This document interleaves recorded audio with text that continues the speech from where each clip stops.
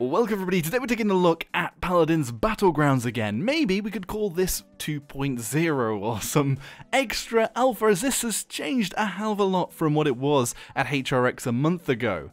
They have phrased this as the OB66 PTS technical test, but it may as well be a Battlegrounds test, as a lot of the changes to the actual game are, as they say, not complete, and they're not really showing that off at the moment. Also, whilst the Battlegrounds is live at the moment on the PTS, they say it may go down as early as the end of this weekend, maybe Monday, they don't know. They might even extend it for a longer period to test things out, but they're likely to do more of these in the coming months, and maybe we'll see release soonish. But as I say, a lot has changed with this mode. Basically, they got rid of the head chest, gauntlets, feet looting system, although I don't know whether that's going to come back, as some of them do have those symbols still on them. But basically, you go around looting chests still, but instead you have items in there that are basically just the items that you get in-game normally. So Cauterize, reducing healing, Haven, reducing damage, things like that. And that has been toned down quite a bit from what it was originally at HRX, so it's not as crazy. Now, I'm pretty happy with that, that's fine. Also, the drop system has changed. Before, you got legendary items, which were pretty crazy versions of these cards. Things over 100% bonus damage, things that are ridiculous like that, they have gone. Instead, something interesting has happened. So now you can pick up legendary cards. So these are the talent cards, basically legendary cards in the game, sort of change the flavor of each of the champions, and you pick these up if you get a drop. So you get a separate version of your talents or your legendary cards whenever you go to a drop. So you can have all four of them if you keep going to the drops, basically. That's how it's outlined. The other thing that you can do now instead is that you go around the map picking up cards. So on top of your items, you also get the loadout cards that are normal in the game too, and you find them on these little card symbols. Now you pick up randomly numbers of cards and random cards, and the biggest problem at the moment, and as I say, this is very early, and as hi-rez have said, it's not really representative of the finished version, and it's only representative of some of the gameplay, not complete, and what they've said is it's more of a technical foundation.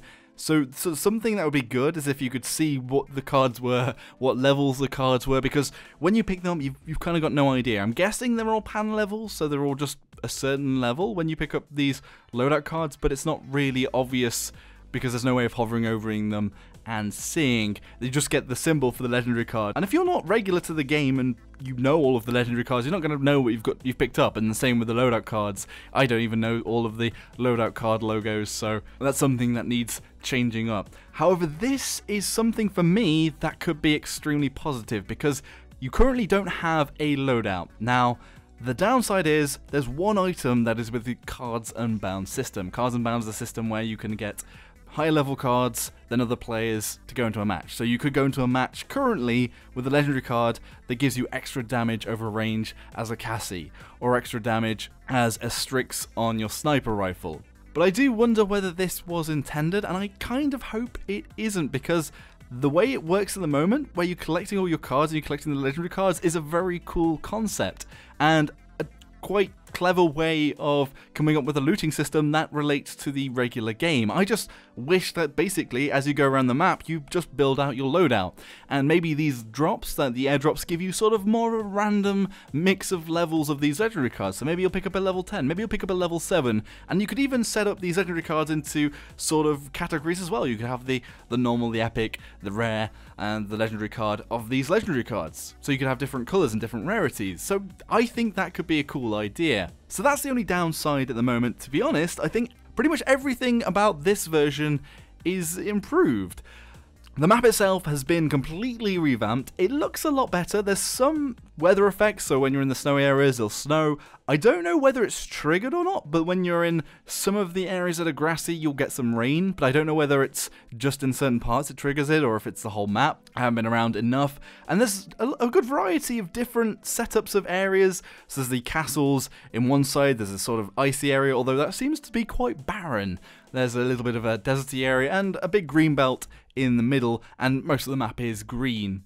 And there's a lot of levels as well in height, so you're attacking above people, below people, and one thing that's really improved with this map is there's a lot more areas inside and a lot more cover on the map. However, I still think that basically the direct damage dealers and the hitscan champions that can deal damage from afar kind of outstrip the tank's ability to, well, basically because you're a frontliner, you need to be able to close the gap, and it's not very easy to do that when you're mounted because you just get shot off it, especially by hit-scan characters. Very easy just knocking people off the horses, especially in the open fields where there's just a few trees dotted around, and the majority of the map still is sort of open, sort of ravines, open fields, hills and things like that. But there are a lot of closed areas and a lot more buildings, a lot more cover, as I said, but I think they could do a bit more with that just to allow the tanks to have a bit more of a chance. I do wonder whether they could tweak the frontliners a bit, maybe give them a bit of extra movement, maybe give them a bit of extra mount speed just for the frontliners. I don't know how they could work it out to try and make them more viable. The other thing that's changed is the starting area. Now you're in a massive crater on an island, and you can actually climb out of the crater up a vertical wall, but it's fine. We can live with that. But you can basically just walk out, and you can actually see the island from this island, which is a lot like PlayerUnknown Battlegrounds, because you start on an island, you can kind of see the bigger island from afar. You can't actually get out, it's stuck off as well, so you can't get anywhere near the main island. There's invisible walls. Also, the way you drop has changed slightly, so there's different times for where you land on the map, because your sort of airship or dropship sort of thing travels across the map as you travel, and you can see around you people traveling across and see where they stop and where everyone's going to land. The voting system currently doesn't work, but I'm fairly sure that you all left click on the square, and the one that has the most votes on it you'll go to, which is a good thing, because a lot of the time in these battle royale games you'll all drop, say 3 of you will drop or 2 of you will drop, and then 2 other people just go to random places across the map. Although some people might be like, well, that's a bit of freedom taken away, but I don't know, it's quite a nice twist on it. Another big change is that the chickening, when you're downed, now if you get away after a period of time, even without an ally trying to revive you, so even if your allies die, you can run away alone as a chicken, and after a period of time, not sure exactly how long it is, like 30 seconds to a minute, you'll just pop up and revive, and you have 3 chances to do this before you completely permadeath, basically. You can see the little chickens below your name on the side of the hood. They've also added a full-on skin for the chicken, and it looks pretty cool. It's got a little flag on it, and the big downside of being a chicken is it's very audible to where exactly you are, so you know if there's a chicken near you. So if you hear a clucking in a building, you know there's like a dead guy around there, or something that's about to be dead, because you're going to chase them down. Everybody's probably wondering, how does this run? Surely it can't play very well. Well, I do have a pretty good system. I've got a 1080 i7700K.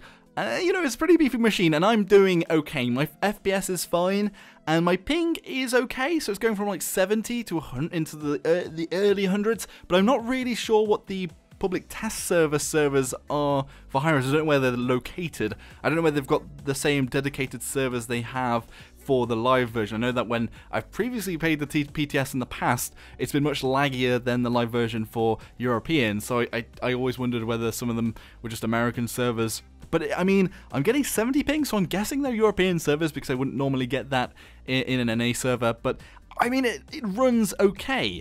If anyone's playing it this weekend and they get stuck on the map screen, well, you can press enter and get your chat up and get rid of it by just pressing enter again. That's one fix, folks, by the way. I know I've had this bug a lot, and a lot of people have been dropping out of games because they get the bug, and one guy I stopped because I had voice chat on and said, wait, don't leave, you can press enter to get rid of this. So that seems to be a common bug everyone's having. Also, the game at the moment isn't loading that often, so you might give it 3 tries and then you'll eventually get in. But that bug's probably going to be squashed. It's like it thinks it's trying to go into a different map and then crashes the whole game. But I'm not going to lie, there's quite a lot of people playing, so there's about 1,000 concurrent players at the moment, so you always get into a match. It is kind of a shame that the map has changed to take out the locations that are actually in the main game, so before you'd go to Jaguar Falls and things like that, which are actual full maps in the game. And they sort of copy and pasted that in to show off the concept for PUBG or Paladins Battlegrounds. I mean, the locales they have now are a lot nicer. The buildings are easier to traverse. There's like bigger buildings as well. There's like massive turrets where you can go in and out of, and there's quite a lot of space inside.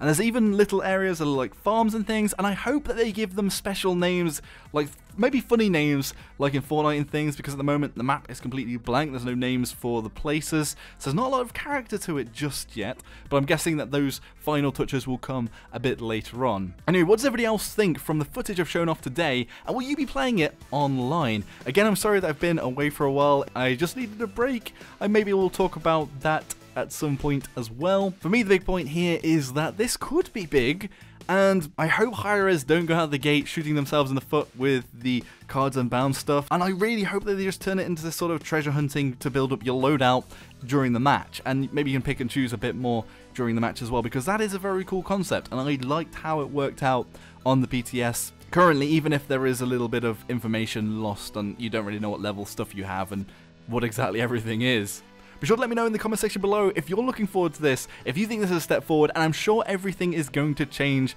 and will be very different when we see it playable fully on the live servers. Anyway, thank you all very much for watching. If you enjoyed the video, hit that like button, subscribe for more of my content, and I'll see you all next time. Thanks for watching, folks. Joshino.